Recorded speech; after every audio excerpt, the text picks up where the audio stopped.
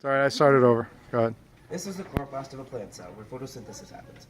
Photosynthesis is a process that converts light energy to chemical energy that is later used to fuel organisms' activities. For photosynthesis, carbon dioxide and water are taken in to later produce oxygen and glucose.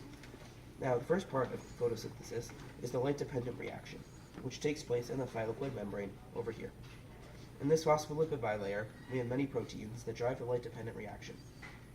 This is photosystem 2, the primary electron acceptor, the electron transport chain, ATP synthase, photosystem 1, and the second primary electron acceptor. The process begins when light and water enter. The light activates photosystem 2, and from there H2O converts to O2 gas. Then H plus protons create a concentration gradient inside the membrane. The electrons then pass through photosystem 2 to the first primary electron acceptor, then to the electron transport chain, which pumps protons into the gradient.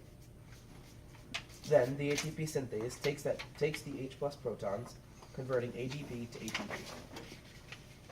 At the same time, the electrons pass through the ATP synthase, then to photosystem 1, and then to the second primary electron acceptor.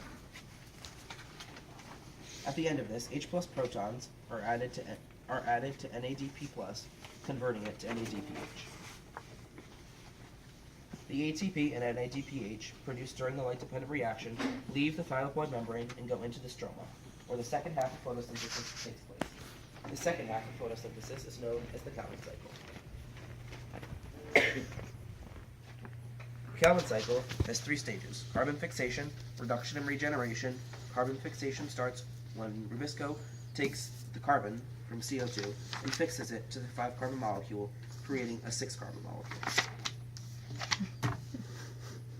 The 6-carbon molecule is then rearranged into 2 3-carbon sugars, and during reduction, the H plus from the ATP and NADPH are bonded to the carbons, turning them into 2 high-energy 3-carbon sugars.